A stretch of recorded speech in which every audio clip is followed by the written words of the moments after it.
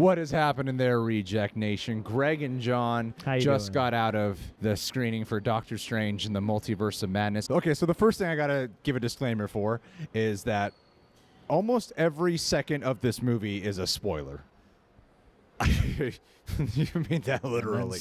Like, every second of this movie is a spoiler. Here's what I'm going to do. I pulled up the plot description for this film. Dr. Stephen Strange casts a forbidden spell that opens a portal to the multiverse. However, a threat emerges that may be too big for his team to handle. Now, we've seen a lot of TV spots and a lot of trailers. There's a lot of plot that you are not going to get in those trailers. Or that log line for that matter. We're going to keep this non-spoilery. Obviously, our spoiler talk we will be doing live stream. We're aiming for this Sunday. So cancel plans with your mother on Mother's Day and come hang out with us instead. John, Coy, Jandro. It's going to be a really fun time. Here's what I'll kick this off with. This movie's called Multiverse of Madness. Is it madness? Bet your goddamn ass it's madness. You're gonna wake up with PTSD after this experience. Were they crazy? Yeah, you're damn right they were crazy to make this movie. Am I mad? Am I going mad? I must be going mad. No, it's not perfect. The film's not perfect. What movie's perfect, Rico? Why would you say that? I hate that criticism. I get it. I've heard you guys say that about anything I've ever said that about before ever. Some criticisms that I feel like we might be able to dive into without going into spoilers, but let's leave with all the things that are positive about it because there's so many things that are overwhelmingly positive about it. First things first. This is a Sam Raimi film. This is not Oz the Great and the Powerful, where you slap Sam Raimi's name on there, and you're like, it's kind of a Sam Raimi film, but it feels like they held him back a little bit. There were times where I was like, we are watching the other side of town in his Spider-Man world, where Doctor Strange is having a fight. At times, as you see in the trailer, that straight up reminds you of his work from like Evil Dead and Drag Me to Hell. The camera work, they really let him be a visual storyteller. I wouldn't say this is my favorite Marvel movie. I would not go there with that. However, it was pretty early on where I was just thinking, this is one of the most exciting Marvel movies I've ever seen. It's probably the most visually dazzling Marvel movie we've ever seen. Like, yeah, it is crazy, and just how much they just let him do his thing. The amount of gasps throughout the audience, the amount of applause would I can't explain. Imagine what you saw in the trailers, all the weirdness, times that by 10, and then forget everything you know, because you're never going to even come close to understanding what I'm getting at here. Nope. Because it is insane. It lives up to the title in the best possible way. Would you agree, John? I would absolutely agree, and I think that not only does his style really suit the piece, and it doesn't feel like Sam Raimi is at odds with the movie at all or not, it does deliver, I think, a leveling up of some of the intensity, especially just within certain images and certain deeds done and depicted in terms of the Marvel Cinematic Universe. There are certain things that are actually kind of shocking in a way I was not expecting this movie to go to in a horror kind of setting, so yeah, very much pleased by that. And it feels appropriately sinister and mystical and sort of outside the realm. Like, I think they're doing a really nice job of differentiating the godlike characters from the masters of the mystical arts and the magicians and the witches and whatnot, and then, you know, your traditional sort of Inhumans or you know, super serum injected characters. Like, they do really have a great grip on that sort of occultish end of the MCU, and it gets pretty demonic at points in a way I was kind of surprised by. This movie was just pure popcorn entertainment. It has that wonderful camp and cheese that is just so damn charming, and it's so effective. At times, maybe not the most effective, but most of the time, it's pretty awesome. Shocking at times, arguably the most imaginative. This feels like a Doctor Strange comic book come to life. I really like Benedict Cumberbatch a lot in this movie. I would say that the one who stole the show was Wanda. Like, I think 110%. Wow. Like, she is such a presence, yeah. They keep a lot of her story out of the promos for this, and she's great. It picks up after WandaVision. There's been a little bit of time jump with her character.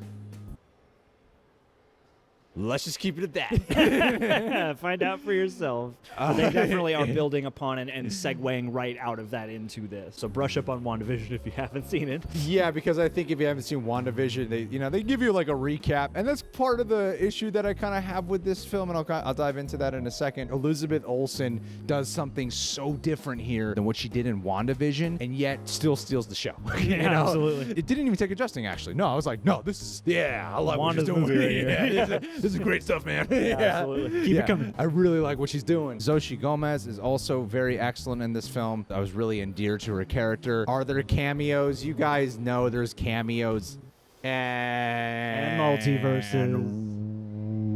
Whoa. Wowie. I found out that some of them are on the internet, so avoid at Stay all offline. costs, please.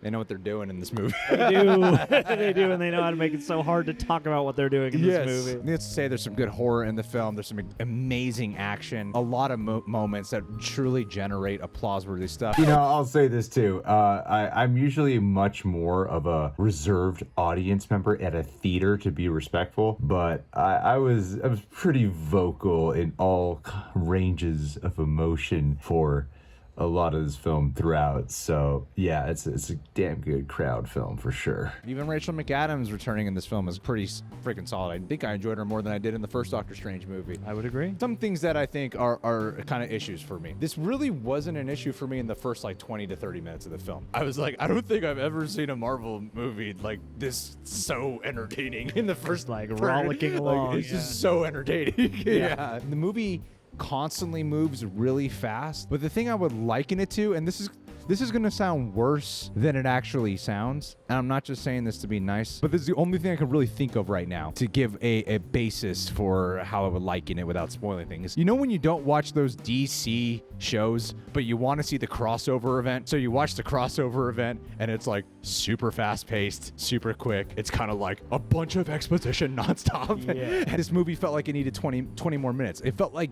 that to me, but a darker, better version of that. It was definitely rushed at times, and at times it is like messy, and not in the way that feels intentional. There are times where it is just like there's too much going on. To me, ultimately, I was still left going, this could have used an extra 20 to 30 minutes to breathe. It really could have. And then other times it needed that pacing. Like this movie excels a lot of the time in the pacing that it's doing, and then other times I'm like, yeah, I kind of wish it would slow down. In various scenes, when it does slow down and when it does indulge in the emotional journeys of the characters that are running alongside this, I kept finding myself going, oh yeah, it's a good scene, I like this, let's do more of this. And I do wish they had balanced the movie out with more of that kind of stuff, because it does, especially with certain characters, start to feel like, okay, you're just here for some exposition, and that's kind of all we have time for, and your emotional arc is a little perfunctory. Hey, Warren, you're talking about America Chavez? I'm talking about America Chavez. Yeah, because America Chavez, Xochitl Gomez elevates the role, but I Absolutely. think that about America Chavez What too. is Is like, multiverse of reactions? The characterizations and the character journeys, you know, the emotional stuff that isn't the first thing you think of when you come into these movies, is something that is a little bit more lacking. And I don't want to sound like a broken record, but it's one of those things where you look at the shows and you look at the movies and you go, damn, the benefit is we have all that time to dive into the characters. And while I liked the emotional journey they had laid out for Doctor Strange, I liked what having Christine Palmer back did for that story as well. And it's just all stuff I wanted more from, and I wanted to be more affected by. It's like there's good work and there's some good writing, but it's not what gets the focus. And I think that it makes some of the, again, emotional payoffs feel a bit perfunctory, or feel a bit like, the plot requires that.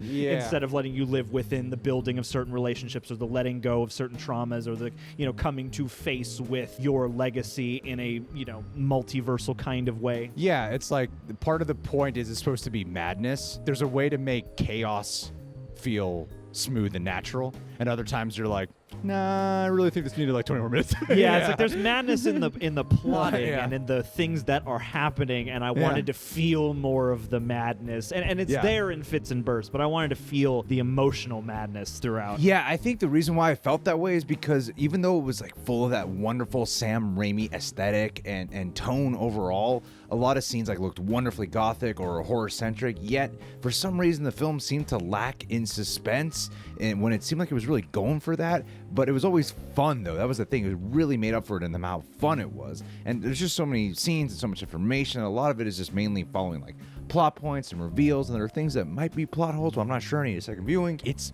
really hard to explain it because there's so much that's not in the trailers that would just spoil the film. The stuff that I'm talking about that's not in the trailers, it's like there in the beginning of the movie. So I can't go into it even because the trailers, plain and simple, don't make it clear. Overall, though, I would say that this movie is very entertaining. A lot of what the writing, I did find myself desiring more. However, because of the fact that it was just such a visually exciting film, and because how Wanda was so cool in this movie, and I will say, man, I know the movie was effective to the point where there would be these things that happened later on in the film that I was like, oh yeah, I forgot the trailer showed you that snippet of that scene. A lot of times, you kind of go, Where's that scene that we Been saw in the waiting for it trailer? all movie. Waiting for it, and I would completely forget about it. So it was effective. Danny Elfman's score, awesome in this film. Overall, I did leave going like, I can't wait to watch that again on IMAX. Like, this is a theater-going, exciting experience. Absolutely, and because there's so much in it, like I'm really excited to see how a second viewing changes the experience and what I like more or just as much or less, depending on that, you know? But yeah, guys, thanks so much for being here. Subscribe to look out for our spoiler talk. What are you looking forward to most about this movie? Talk with you guys soon.